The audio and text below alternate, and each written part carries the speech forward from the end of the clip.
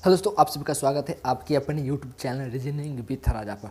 तो पुनः आप सभी के लिए बहुत दिन के बाद मैं वापस आ गया हूँ वीडियो लेकर के। बहुत दिन के बाद वापस आने का एक ही कारण है, क्योंकि थोड़ा सा इधर काम बहुत ज़्यादा होता है और काम और थोड़ा सा पर्सनल पढ़ाई वढ़ाई होता है, इसीलिए मैं वीडियो बहुत दिन पर डालता हूँ। तो इसीलिए सॉरी, माफ़ी मांगता हूँ। लेकिन एक बात तो मैं आप बताता हूँ, इस बार का वादा बिल्कुल सच्चा ही है। और आज से रेगुलर आज से जो भी 10th क्लास के स्टूडेंट हैं ना, उनके लिए हमने सोचा है कि जितने भी मॉडल सेट हैं, मतलब कि बिहार बोर्ड ने जारी किया है, इंटरनेट का जितना भी क्वेश्चन सेट है, सभी को हमने आप सभी के लिए प्रैक्टिस के लिए वीडियो बना करके डालूंगा। और जितने भी ऑब्जेक्टिव है उसका तो प्रैक्टिस सेट होएगा। सभी सब्जेक्ट का 5 सब्जेक्ट या 6 मानो कि इंग्लिश के भी लेंगे तो 6 सब्जेक्ट का आप लोगों के लिए क्या ऑब्जेक्टिव का जितना भी क्वेश्चन है सबका सेट हम आप सभी के सामने लगाएंगे। और आप भी मेरे साथ इस सेट को लगाइएगा। और जितने भी सेट लगाएंगे आपको ही फायदा होगा। जितना ज़्यादा सेट आप लगाएंगे उतना ज़्यादा फायदा आप ही को होगा, क्योंकि एग्ज़ाम में ऑब्जेक्टिव आ रहा है 80 को। मतलब कि अगर आप सोशल साइंस का सब्जेक्ट देखें, साइंस और सोशल साइंस, तो साइंस और सोशल साइंस में दोनों साइंस का होगा 80 को ऑब्जेक्टिव, टोटल 80 ऑब्जेक्टिव। उसमें से आपको 40 को का जवाब देना पड़ेगा। अब 40 को का जवाब देना पड़ेगा, तो इसके लिए तो आपको 80 में से कोई 40 को पूर्णतः आना जरूरी है ना, तभी ना अच्छा नंबर आएगा। इसके लिए आपको क्या करना पड़ेगा कि रेगुलर बेसिस पर आपको इसका प्रैक्टिस करना पड़ेगा। जैसे कि किसी भी इंसान से पूछेगा, जो भी बड़े बड़े कंपटीशन की तैयारी करते हैं उन सब से पूछेगा, अगर आपको ऑब्जेक्टिव अच्छे से अच्छे अंक लाने के लिए, तो वही बताएंगे कि जितना सेट मारेंगे ना आप उतना ही ज़्यादा फायदा होगा। तो इसलिए मैं आप सभी को कहता हूँ कि सेट जरूर मारिए, सेट मारिएगा बहुत ज़्यादा फायदा होगा। चाहे किसी भी सब्जेक्ट का हो, आप सेट जल्दी से लगाइए। तो हमने आप सभी के लिए क्या 5 सेट ये होगा किसका, जो इंटरनेट पर डाला है उसका, और उसके बाद मेरा और ही अगल से दूसरा बुक है, उससे भी हम आप सबके लिए सेट लगवाएंगे। तो चलिए इस वीडियो को हम शुरू करते हैं। और इसके लिए आप अगर चैनल पर नए हैं तो चैनल को सब्सक्राइब कर लीजिए और बेल आइकन को ऑल कर लीजिए, ताकि आपको क्या हो, जब भी हम वीडियो डालें तो आपको फ़ायदा मिले, आपको नोटिफिकेशन मिले, तब आप वीडियो को देख सकेंगे। और वीडियो को थोड़ा शेयर जरूर कीजिएगा, क्योंकि जो भी बच्चे अभी है ना, जिसका भी अगले फरवरी में 17 तारीख से एग्ज़ाम होने वाला है, उन सभी को बहुत ही महत्वपूर्ण होने वाला है। सबका एडमिट कार्ड आ गया है। जिन बच्चों ने एडमिट कार्ड नहीं देखे वो अपना एडमिट कार्ड डाउनलोड करके अपना सेंटर देख ले, ताकि अच्छा ही रहेगा। यहाँ पहले में लिखा किया गया पहला लाइन में कि परीक्षार्थी OMR उत्तर पत्र पर अपना प्रकाशित पुस्तक क्रमांक 10 परीक्षा, मतलब कि ये सब दिया गया है, ये सब बारे में पढ़ने के लिए बता रहा है। तो हम बता क्या रहे हैं कि पहला मेरा ये आज का पहला है सोशल साइंस, और आज मैं सोशल साइंस का डाल रहा हूँ, अगले साइंस का और उससे पहले मतलब कि सभी सब्जेक्ट का डालूंगा। तो ज़्यादा देर न करते हुए हम क्वेश्चन के उत्तर बीच में बात हम करते चलेंगे। तो पहला क्वेश्चन हमारे लिए क्या हो सकता है, यहाँ पर देखिए।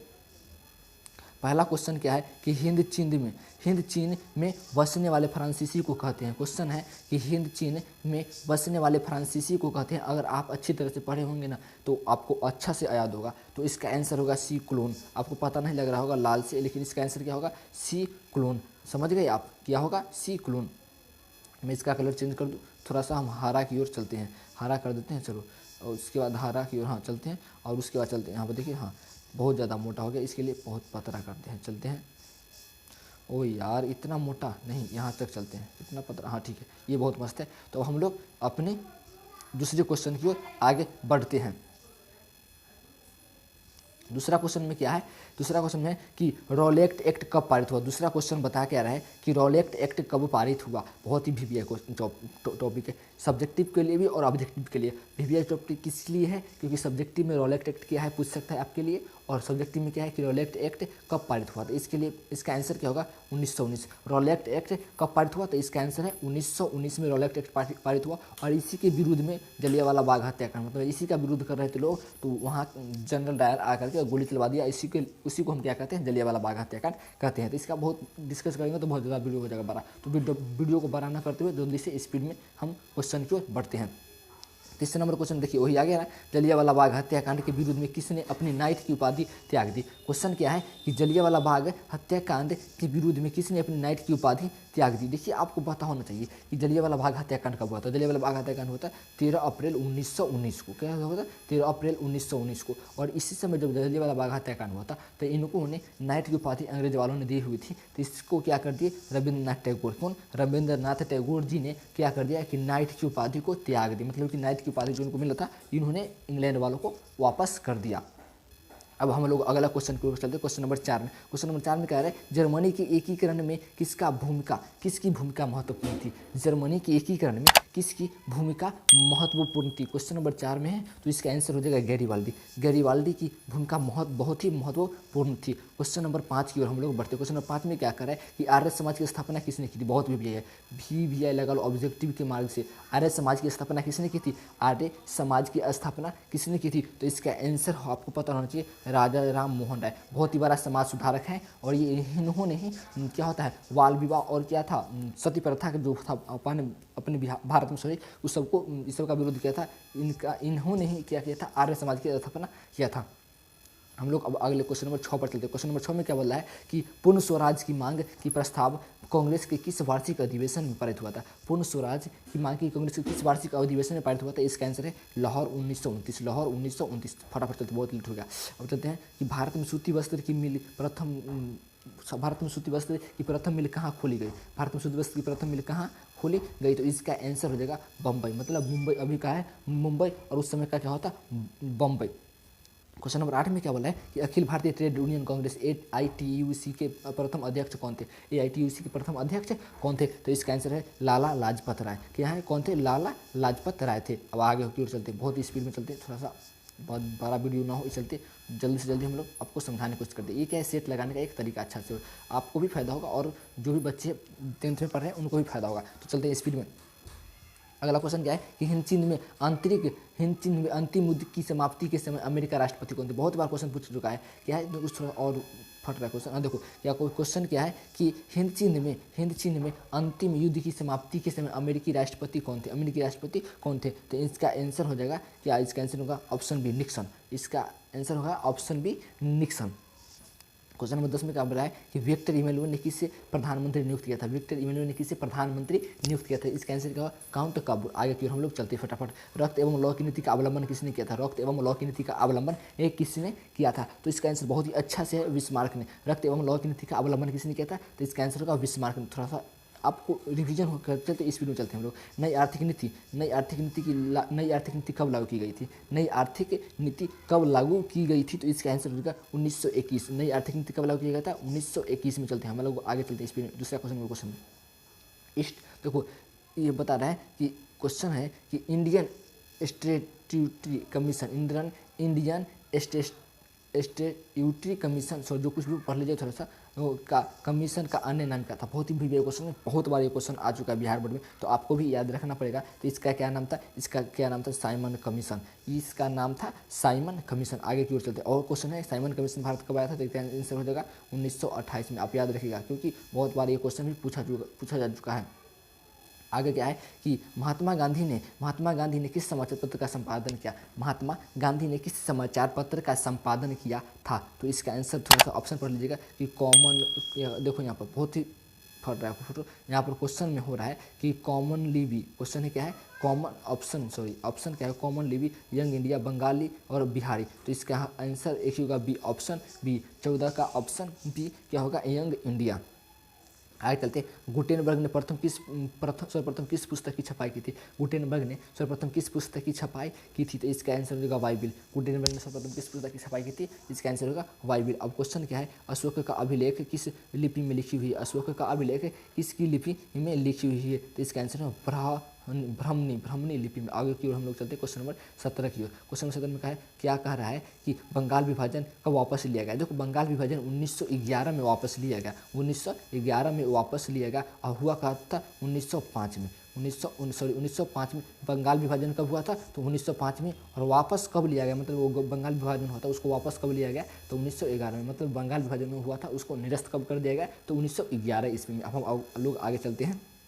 क्वेश्चन है कि रूस में कब दस्तवा समाप्त हो गई। मतलब कि रूस में कब दस्तवा समाप्त किया गया। रूस में कब दस्तवा समाप्त किया गया। तो इसका आंसर होगा 1861 ईस्वी में। अब किसी सम्मेलन में 1 मई को मजदूर दिवस मनाने का निर्णय लिया गया। किसी सम्मेलन में 1 मई को मजदूर दिवस मनाने का निर्णय लिया गया। तो इसका आंसर आपको बहुत अच्छा से तरह से पता होना चाहिए। 19 नंबर क्वेश्चन का ऑप्शन बी में होगा द्वितीय अंतर्राष्ट्रीय सम्मेलन में।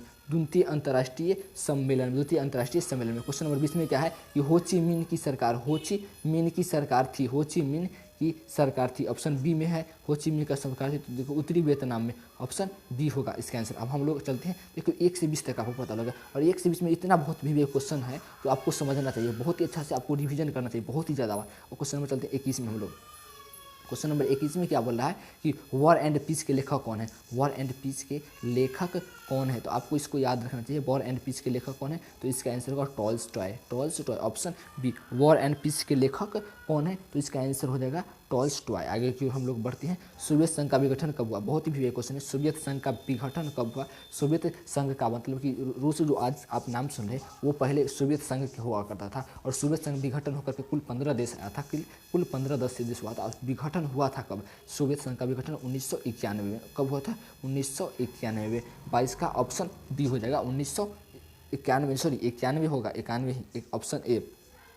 हम लोग चलते 91 92। अब हम लोग आगे की ओर हम लोग बढ़ते हैं। पटना को अजीमाबाद नाम किसने दिया था? पटना को अजीमाबाद नाम किसने दिया था? पटना को अजीमाबाद नाम किसने दिया था? तो ऑप्शन ए हो जाएगा अजीम उल शान। अजीम उस शान ने इसका नाम अजीमाबाद ने दिया था। अब हम लोग चलते हैं, पाटलिपुत्र नगर की स्थापना किसने की थी? पाटलिपुत्र नगर की स्थापना किसने की? पाटलिपुत्र नगर की स्थापना किसने की? तो इसका आंसर हो जाएगा अजातशत्रु। पाटलिपुत्र नगर की स्थापना किसने की? तो इसका आंसर होगा अजातशत्रु। ऑप्शन 24 नंबर आपका ऑप्शन सी हो जाएगा। क्वेश्चन नंबर 25 में चलते हैं कि भारत में राष्ट्रीय आय की गणना किस संस्था के द्वारा किया जाता है? तो इसका आंसर हो जाएगा, क्वेश्चन है कि इसका आंसर हो जाएगा, सॉरी फिर से क्वेश्चन पढ़िए कि भारत में राष्ट्रीय आय की गणना किस संस्था के द्वारा किया जाता है? तो इसका केंद्रीय सांख्यिकी संगठन के द्वारा किया जाता है। क्वेश्चन नंबर 26 क्या है कि योजना आयोग का गठन कब किया गया? योजना आयोग का गठन कब किया गया? तो 1 जनवरी ये देखो, योजना आयोग का गठन कब किया गया? योजना आयोग का गठन कब किया गया? तो इसका आंसर हो जाएगा कि 15 मार्च 1951, 15 मार्च 1951 को। अब हम लोग चलते हैं क्वेश्चन नंबर 27 में। क्वेश्चन नंबर 27 में क्या बोला कि उत्पादन के साधनों पर निजी व्यक्तियों का स्वामित्व होता है? उत्पादन के साधनों पर निजी व्यक्तियों का स्वामित्व होता है। तो ऑप्शन नंबर 27 का क्या बता रहा है? यहाँ पर है कि समाजवादी अर्थव्यवस्था में, पूंजीवादी अर्थव्यवस्था में, साम्यवादी अर्थव्यवस्था में, और इसमें से कोई नहीं। तो इसका आंसर हो जाएगा पूंजीवादी अर्थव्यवस्था में। हम लोग चलते हैं क्वेश्चन नंबर 28 में। गैस बिजली और उत्पादन किस क्षेत्र का अंग है? गैस बिजली और उत्पादन किस क्षेत्र का अंग है? तो इसका आंसर बी में हो जाना चाहिए कि द्वितीय क्षेत्र के अंतर्गत आता है। अब चलते हैं, बंगाल की मुद्रा का क्या नाम है? बांग्लादेश की मुद्रा का क्या नाम है? बांग्लादेश की मुद्रा का क्या नाम है? तो बांग्लादेश की मुद्रा का नाम है टका, और इसका राजधानी है ढाका। समझ गया? तो ढाका टाका आप सुने होंगे, तो इसका दोनों साल के। अब हम चलते हैं क्वेश्चन नंबर 30 में कि प्रोफेसर मोहम्मद यूनिस का संबंध किस देश से है? तो इसका भी आंसर हो जाएगा बांग्लादेश से है। किस कहाँ से है? बांग्लादेश से है। हम लोग अब आगे चलते, प्राथमिक कृषि शाखा समिति कृषकों को किस प्रकार का ऋण प्रदान करती है? क्वेश्चन फिर से पढ़ते, प्राथमिक कृषि शाखा समिति को किस प्रकार का ऋण प्रदान करती है? तो इसका आंसर आपको अच्छी तरह से पता होना चाहिए कि इसका आंसर होगा अल्पकालीन। क्या होगा? अल्पकालीन ऋण प्रदान करती है। अब हम लोग आगे क्वेश्चन नंबर 32 की ओर हम लोग बढ़ते हैं। क्वेश्चन नंबर 32 में क्या बोला है कि जवाहर रोजगार योजना किस वर्ष प्रारंभ हुआ? जवाहर रोजगार योजना किस वर्ष प्रारंभ हुआ? तो इसका ऑप्शन होना चाहिए सी, 1900 क्या, देखो यार कट दो, 1989 में। अब चलते हैं, मनरेगा में 1 वर्ष में कितने दिन रोजगार देने की गारंटी की गई है? तो इसका आंसर होगा 33 नंबर क्वेश्चन का 120, मतलब कि सी, 33 नंबर क्वेश्चन का ऑप्शन सी दिया गया है। लेकिन देखो, मनरेगा में 1 वर्ष में कितने दिन का रोजगार देने का वादा की गई? सॉरी 1 वर्ष में 120 या 150 तक हो सकता है। चलते हैं 150 मानिएगा आप लोग, क्या मानेंगे? Option A. अब हम लोग आगे की ओर बढ़ते हैं। क्वेश्चन नंबर 34 में उपभोक्ता संरक्षण के लिए कितने राज्य आयोग है? उपभोक्ता संरक्षण के लिए कितने राज्य आयोग है? उपभोक्ता संरक्षण के लिए कितने राज्य आयोग है? तो इसका आंसर हो जाएगा 35 राज्य आयोग है। कितना राज्य है? 35 राज्य आयोग है। हम चलते प्रोफेसर PC महालनोबिस की अध्यक्षता में किस समिति का गठन किया गया था? किसी समिति का गठन किया गया था? राष्ट्रीय आय समिति का गठन किया गया था। अब क्वेश्चन नंबर क्या है? क्वेश्चन 36 में उपभोक्ता व्यय और बचत का योग होता है। उपभोक्ता व्यय और बचत का योग होता है, तो इसका आंसर क्या होगा? आय। उपभोक्ता और व्यय बचत का योग कैसे कहते हैं? आय को हम लोग कहते हैं। अगला क्वेश्चन 38 नंबर क्वेश्चन है कि भारत में सर्वप्रथम राष्ट्रीय आय का अनुमान कब लगाया गया था? भारत में सर्वप्रथम राष्ट्रीय आय का अनुमान कब लगाया गया था? तो इसका आंसर होगा 1868 में। कितना? 1868 में। सॉरी, क्वेश्चन नंबर 37 हम छोड़ दिए। निम्न में कौन आर्थिक क्रिया का चक्रीय व्यवहार है? निम्न में कौन आर्थिक क्रिया का चक्रीय व्यवहार है? तो इसका आंसर है इनमें से सभी होगा। 37 का इनमें से सभी, मतलब 37 नंबर क्वेश्चन का डी और 38 नंबर क्वेश्चन का बी। अब हम लोग चलते हैं question number 39 number. Question number 39 में क्या बोला है कि निम्न में कौन सहकारिता का मूलभूत तत्व नहीं है? निम्न में कौन सहकारिता का मूलभूत तत्व नहीं है? तो इसका ऑप्शन ए हो जाएगा अनिवार्य सदस्यता। अनिवार्य सदस्यता सहकारिता का मूलभूत तत्व नहीं है। क्वेश्चन नंबर 40 में बोला है कि इनमें से कौन गैर आर्थिक आधारित संरचना है? गैर आर्थिक आधारित संरचना है। तो क्वेश्चन नंबर 40 का हो जाएगा सी स्वास्थ्य। क्या होगा? सी स्वास्थ्य। हम लोग चलते हैं क्वेश्चन नंबर 41 को। संविधान का 74वां संशोधन संबंधित है। संविधान का 74वां संशोधन संबंधित है।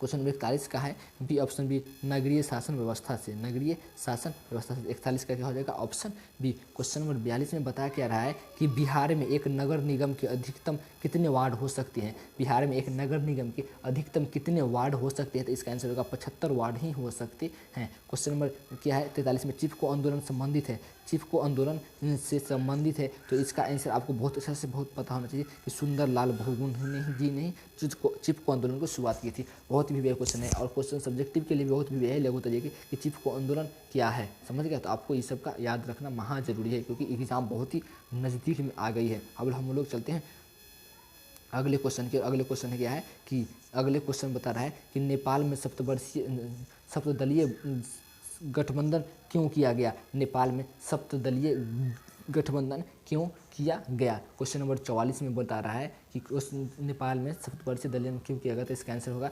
लोकतंत्र की स्थापना हेतु। लोकतंत्र की स्थापना हेतु। फोटो यार बहुत ही थोड़ा सा फट की और मतलब कि अच्छा नहीं आ रहा है। इसका कारण क्या है कि थोड़ा सा फोटो जो हम लिए हैं ना, जो हाल स्पीड में, जल्दी की स्पीड में लिए हैं। अब हम लोग चलते हैं क्वेश्चन नंबर 45 को में। क्वेश्चन 45 में क्या? बहुजन समाज पार्टी की स्थापना किसने की? बहुजन समाज पार्टी की स्थापना किसने की? तो इसका आंसर होगा ऑप्शन सी, काशी राम ने की। दल बदल कानून होता है। दल बदल कानून होता है यार, बोलते बोलते कुछ बोला जाता है। तो सांसदों एवं विधायकों के लिए होता है। क्वेश्चन नंबर 47 में क्या है? झारखंड बिहार से कब अलग? बहुत ही वीवीआई क्वेश्चन, बहुत ही वीवीआई क्वेश्चन है, बहुत बार एग्जाम में आ चुका है कि झारखंड बिहार से कब अलग हुआ? तो इसका आंसर हो जाएगा 15 नवंबर 2000 को। 15 नवंबर 2000 को, ऑप्शन ए।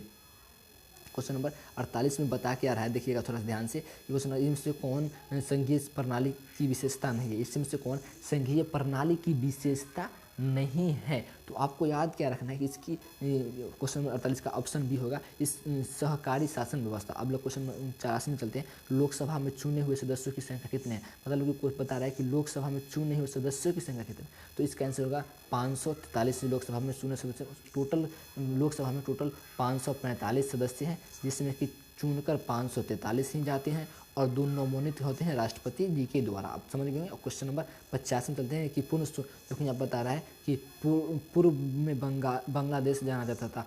पूर्व में मतलब बांग्लादेश बनने से पहले पूर्व में इसको किस नाम से जाना जाता था? तो ये होता था पूर्वी पाकिस्तान के रूप में, क्योंकि जब पाकिस्तान आज़ाद हुआ 1947 में, जब भारत एक साथ में आज़ाद हुआ, सॉरी पीछे करते इसको, 1947 में कब हुआ? भारत पाकिस्तान एक ही साल आज़ाद हुआ 1947 में, मतलब एक ही था। तो इसको ना पाकिस्तान दो भाग में था, एक था पूर्वी पाकिस्तान, एक था पश्चिमी पाकिस्तान। तो बांग्लादेश को, जो पूर्वी पाकिस्तान था उसको, बांग्लादेश को क्या कर दिया, उसको अब क्या किस नाम से जानते हैं? बांग्लादेश के नाम से जानते हैं। क्वेश्चन नंबर 51 में क्या है कि वेस्ट इंडीज संघ की स्थापना की गई? वेस्ट इंडीज संघ की स्थापना कब की गई? तो इसका आंसर 51 है। तो 51 का आंसर हो जाएगा 1958। कितना? 1958। हम क्वेश्चन नंबर चलते हैं, इंडिका के लेखक कौन है? क्वेश्चन नंबर क्या है? सॉरी क्वेश्चन नंबर 52 है ना, हम तो गलती बोल देते कभी कभी। क्वेश्चन नंबर 52 क्या है कि इंडिका के लेखक कौन है? तो इसका आंसर है मेगास्थनीज। आप चलते हैं क्वेश्चन नंबर 53 की ओर कि विश्व का सबसे बड़ा लोकतांत्रिक देश कौन है। विश्व का सबसे बड़ा लोकतांत्रिक देश कौन है। ऑफकोर्स भारत ही है। तो इसका आंसर क्या होगा, विश्व का सबसे बड़ा लोकतांत्रिक देश कौन है, तो इसका आंसर है भारत। अब हम लोग आगे की ओर बढ़ते हैं क्वेश्चन नंबर 54 में। क्वेश्चन नंबर 54 आंग सान सू की किस देश से नागरिक किस देश के नागरिक है। आंग सान सू किस देश के नागरिक है, तो इसका ऑप्शन हो जाएगा म्यांमार के नागरिक है। म्यांमार के नागरिक है। अभी तत्काल है म्यांमार में क्या है कि सैनिक शासन लागू है। अब चलते क्वेश्चन नंबर 55 की ओर। 55 में क्षेत्रवाद की भावना का कुपरिणाम है। बहुत ही बाहर क्वेश्चन पूछ होगा। 55 में क्या बोला है कि क्षेत्रवाद की भावना का कुपरिणाम है क्या है। तो ऑप्शन से आपको समझ सकते हैं कि अपने क्षेत्र में लगाव। अरे कुपरिणाम का मतलब लगाव तो होगा ही नहीं। राष्ट्रहित ये भी नहीं होगा, एक राष्ट्रीय एकता ये भी नहीं होगा। तो इसका आंसर क्या होगा, ऑप्शन डी अलगवाद। 55 का ऑप्शन होगा डी। चलते हैं अलगवाद। हम लोग चलते हैं क्वेश्चन नंबर 56 में। दुधवा राष्ट्रीय उद्यान कहाँ है। बहुत भी दुधवा राष्ट्रीय उद्यान कहाँ स्थित है, तो इसका आंसर आपको 55 है, सॉरी 56 है ना। तो 56 में क्या है, दुधवा राष्ट्रीय उद्यान कहाँ स्थित है, तो इसका आंसर है उत्तर प्रदेश। हम लोग आगे की ओर बढ़ते हैं क्वेश्चन नंबर 57 में। क्वेश्चन नंबर 57 में क्या बता रहा है कि भारत की प्रथम राष्ट्रीय जल नीति कब लागू की गई। भारत में प्रथम राष्ट्रीय जल नीति कब लागू की गई, तो इसका आंसर हो जाएगा सितंबर 1987 की में। हम चलते हैं क्वेश्चन नंबर 58 की ओर। विश्व में सर्वाधिक वनावरण वाला देश कौन है। विश्व में सर्वाधिक वनावरण वाला देश कौन है, तो इसका आंसर होगा रूस। अब ये पता होना चाहिए आपको, वनावरण वाला देश। देखो क्वेश्चन एक भी आता है कि वनावरण क्या होता है और वन वाला देश। तो वनावरण मतलब कि वन जो है उसके बहुत बड़ा वन है और जिसमें खाली वनावरण है बहुत ही। अब देखो वनावरण और वन बहुत कन्फ्यूजन, थोड़ा सा अगला वीडियो में हम सुनाने की कोशिश करेंगे क्योंकि वीडियो बहुत ही लंबा होने जा रही है। इसके लिए हम थोड़ा फटाफट क्वेश्चन की ओर बढ़ते हैं। क्वेश्चन में क्या है 59 में कि किस मृदा में क्या ह्यूमस की मात्रा नगण्य होती है, तो इसका 59 का आंसर हो जाएगा ऑप्शन ए लिंगानाइट मृदा में। अब हम लोग क्वेश्चन नंबर 60 की ओर बढ़ते हैं। भारत का सबसे बड़ा खनिज तेल उत्पादक क्षेत्र कौन है। भारत का सबसे बड़ा खनिज तेल उत्पादक देश क्षेत्र कौन है, तो इसका आंसर क्या होगा डीगा बोई।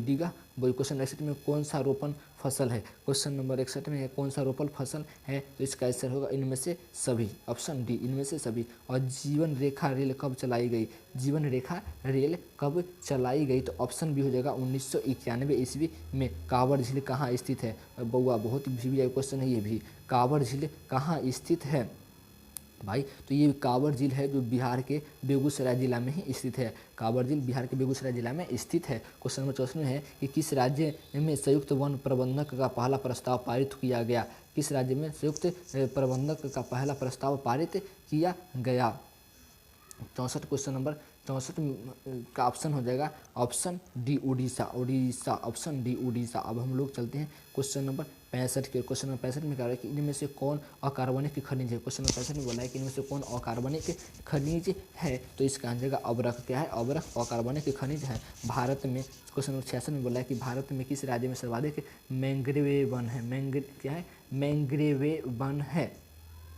क्वेश्चन नंबर 66 में बोला कि भारत के किस राज्य में सबसे ज़्यादा मैंग्रोव वन है, तो उड़ीसा में। क्वेश्चन नंबर 67 में चलिए कौन कोयला घटिया किस्म का है, तो कोयला 4 प्रकार के होते हैं, एंथ्रासाइट, बिटुमिनस, लिग्नाइट और पीट। तो इसका आंसर हो जाएगा पीट, ऑप्शन डी सबसे घटिया का है। अब भारत में चाय की कृषि कहाँ शुरू की गई। भारत में चाय की कृषि कहाँ शुरू की गई, तो आपको आंसर इसको होना चाहिए कि सी, ऑप्शन सी असम में, सॉरी। क्वेश्चन नंबर, अब चलते हैं क्वेश्चन नंबर 69 में। थोड़ा सा स्पीड में चलेंगे क्योंकि बहुत ही यार वीडियो बहुत बड़ा हो गया। चलते हैं स्पीड में कि क्वेश्चन नंबर 69 में क्या है कि पैराइट किस प्रकार का खनिज है। पैराइट किस प्रकार का खनिज है। क्वेश्चन अगर नहीं बुझा रहा है तो थोड़ा सा माइंड कीजिएगा और हम जो बोल रहे हैं क्वेश्चन उसको सुनने की कोशिश कीजिएगा। 69 में बोला है कि पैराइट किस प्रकार की खनिज है, तो इसका आंसर क्या हो जाएगा धात्विक खनिज है। क्वेश्चन नंबर अब चलते 70 में कि भारत का पहला परमाणु शक्ति यंत्र कौन है। भारत का पहला परमाणु शक्ति यंत्र कौन है, तारापुर, इसका आंसर हो जाएगा। आगे हम लोग चलते हैं कि कोरंडम का संबंध किस खनिज से है। कोरंडम का संबंध किस खनिज से है, तो इसका आंसर हो जाएगा अबरख से है। अब लोग हम लोग आगे चलते हैं 72 में। किस देश ने अपोलो की सदस्यता त्याग दी। किस देश ने ओपेक यार और बोलने में कुछ बोल देते हैं कुछ। ओपेक की सदस्यता को त्याग दी किस देश ने, तो इसका आंसर आपको पता ही होना चाहिए कतर है जिसने त्याग दी ओपेक। अब हम लोग चलते, ओपेक का मतलब क्या होता है समझ गए, जिस देश में तेल की उत्पादन होता है उसे ही ओपेक कहते हैं, समझ गया। जिस देश में तेल की उत्पादक होती है उसी को हम ओपेक कहते हैं। जैसे सऊदी अरब हो गया, कजाकिस्तान, किर्गिस्तान, ये सब में तेल की उत्पादन ज़्यादा होती है। जैसे ईरान, ये सब क्या हो गया, ओपेक की सदस्यता है। अब हम लोग चलते क्वेश्चन नंबर 73 में, इनमें से कौन सा जूट का अग्रणी उत्पादक है, इनमें से कौन सा जूट का अग्रणी उत्पादक है, तो इसका आंसर हो जाएगा भारत, ऑप्शन ए भारत है जूट का अग्रणी उत्पादक देश। अब हम लोग चलते हैं क्वेश्चन नंबर 74 में कि आसवान बांध किस नदी से संबंधित है, आसवान बांध किस नदी से संबंधित है, तो ऑप्शन सी हो जाएगा नील नदी से संबंधित है, नील नदी से संबंधित। नील नदी कहाँ बहती है, मिस्र देश में सबसे ज़्यादा बहती है, इसे बहुत 2-3 देश में बहती है, लेकिन मिस्र से ही में बहती है। चलते आगे हम लोग 75 में, इनमें कौन सा प्राकृतिक आपदा नहीं है, इनमें कौन सा प्राकृतिक आपदा नहीं है। अब यार प्राकृतिक के द्वारा जो आपदा होगा उसे प्राकृतिक आपदा कहेंगे, और जो आदमी मानव करेगा उसको हम मानव आपदा कहेंगे। तो ये आतंकवाद भगवान आगे करते हैं, आतंकवाद नहीं यार, ये हम लोग को मन के बहकावा के कारण आतंकवाद होता है, इसलिए आतंकवाद क्या होगा, मानव निर्मित आपदा होगा, ऑप्शन डी आंसर। अब हम लोग आगे चलते हैं। सॉरी यार, क्वेश्चन हम पढ़े कुछ और पढ़ा दिया कुछ, क्वेश्चन समझो यार, हम भी गलती कर दिए ना यहाँ पर। इसमें बोल रहा है इसमें कौन प्राकृतिक आपदा नहीं है, तो ये आतंकवादी होगा। सॉरी, चलते हैं हम लोग उनका प्राकृतिक आपदा नहीं है। आगे चलते हैं, विनाशकारी भूकंप से बिहार किस वर्ष प्रभावित हुआ था, विनाशकारी बिहार, तो इसका ऑप्शन होगा ऑप्शन डी 1934 में। हम लोग आगे चलते हैं, बाढ़ के समय कौन सा स्थान सुरक्षित होता है, तो क्या होता है, बाढ़ के समय हम लोग को ऊंची भूमि वाला जमीन पर जाना चाहिए। आगे चलते हैं क्वेश्चन नंबर 78 की ओर हम लोग चलते हैं। क्वेश्चन नंबर 78 में क्या बोला है कि भूस्खलन से अभिप्राय है, भूस्खलन से अभिप्राय होता है। क्वेश्चन नंबर 78 में कि भूस्खलन से अभिप्राय क्या होता है, कि इसमें से सभी होता है, मालूम खिसकना होता है, चट्टानों का खिसकना, ये सब भूस्खलन का ही कारण है। ये सब ज़्यादा कहाँ होता है, ये सब होता है पहाड़ी इलाकों में। अब चलते हैं क्वेश्चन नंबर 79 में, आकस्मिक प्रबंधन का प्रमुख घटक क्या है, आकस्मिक प्रबंधक का प्रमुख घटक क्या है, तो ऑप्शन डी हो जाएगा इसमें सभी, क्योंकि स्थानीय प्रशासन जाना। माना कि तुमको बताते हैं कि आकस्मिक प्रबंधन मतलब कि जहाँ एक कुछ भी हो गया, मानो कि आग लग गया, चाहे भूकंप मत कुछ हो गया, तो वहाँ पर बगल के ही लोगों ने सबसे पहले पहुँचेंगे, बिल्कुल स्थानीय लोग, देखिए स्थानीय सदस्य मतलब जो बगल के वही सब कुछ करेंगे। इसका ऑप्शन होगा ऑप्शन सी सभी है, स्थानीय लोग सब कुछ ही होगा। अब हम लोग आगे चलते हैं क्वेश्चन नंबर 80 में, भूकंप क्या है कि भूकंप संभावित क्षेत्र में भवनों के आकार कैसी होना चाहिए, भूकंप संभावित क्षेत्र में भवनों की आकार कैसी होनी चाहिए, तो आयताकार होना चाहिए। अब मानो कि भूकंप जहाँ ज़्यादा हो रहा है तो वहाँ पर घर और भवन की आकार कैसे होना चाहिए, तो आयताकार होना जरूरी है। चलते देखो 80 नंबर तो 80 क्वेश्चन बोल दिया। अब इसमें से हम आपको बता दें कि आपको अगर एग्जाम में जा रहे हैं तो आपको इतना बात याद रखना चाहिए, रिस्क नहीं लेना है। जितने भी क्वेश्चन आ रहा है पहले उसी को टिक करें। 40 को पूरा गया तो बहुत बल्ले बल्ले, नहीं पूरा तो आप रिस्क लीजिएगा। अगर आप 40 को नहीं पूरा तो पहले रिस्क नहीं लेना है। देखिए क्वेश्चन सब्जेक्टिव में क्या बता रहा है, थोड़ा सब्जेक्टिव डिस्कस कर लेते क्या क्या क्वेश्चन आ चुका है। और ये क्या क्वेश्चन है, ये बिहार सरकार द्वारा जो है ना जारी किया गया क्वेश्चन है, मतलब नेट पर वाला क्वेश्चन है। तो ये क्वेश्चन क्या बताया है कि पहला क्वेश्चन क्या है, इतिहास हिस्ट्री का सबसे पहला क्वेश्चन है कि बियाना कांग्रेस का मुख्य उद्देश्य क्या था। बहुत ही आसान क्वेश्चन। शीत युद्ध क्या कहते हैं, जो दो देश में गुप्त से लड़ाई होता है उसे शीत युद्ध कहते हैं। साइमन कमीशन का विरोध क्यों होता है, जिसमें क्योंकि साइमन कमीशन का विरोध इसलिए होता है क्योंकि इसमें कोई भारतीय सदस्य नहीं थे, जिसमें जो साइमन कमीशन में सब इंग्लैंड का ही सदस्य था। उपनिवेशवाद क्या है, देखिए न्यू डील क्या है, हुआ आंदोलन की बेचना का, बहुत ही आसान क्वेश्चन सभी है। अब देखिए द्विउत्तरीय में क्या क्वेश्चन बता रहा है कि रूसी क्रांति मार्क्सवाद का क्या प्रभाव पड़ा। क्वेश्चन है भारतीय राष्ट्रीय आंदोलन में महात्मा गांधी की क्या भूमिका है। बहुत ही अच्छा क्वेश्चन है, बहुत विवेक क्वेश्चन है। Option arts, question number 8 sorry, आपको ये सब क्वेश्चन की याद रखना जरूरी है, वहाँ महा जरूरी है। क्वेश्चन नंबर क्या है कि लोकतंत्र में सूचना के अधिकार की क्या भूमिका है। देखिए राजनीतिक दलों के 2 प्रमुख कार्य बताए, संघीय शासन की 2 विशेषता का उल्लेख करें। देखिए ये सब क्वेश्चन, और ये क्वेश्चन आपको ध्यान रखनी है और सभी क्वेश्चन को आधा जवाब ही देना है।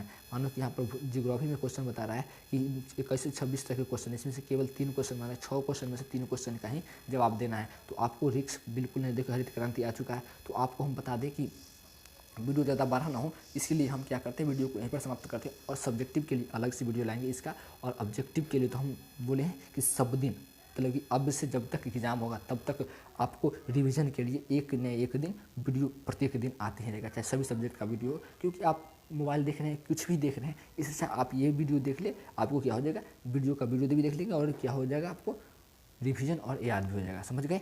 तो थैंक यू, बाय। और सुनते हैं आपसे, मिलते हैं आपसे और सुनते रहिए हम मेरा को, और आप चलते हैं, बाय। थोड़ा सा वीडियो को शेयर कर दीजिए, सब्सक्राइबर कर लीजिए चैनल को। तो फाइनली चलते हैं, बाय।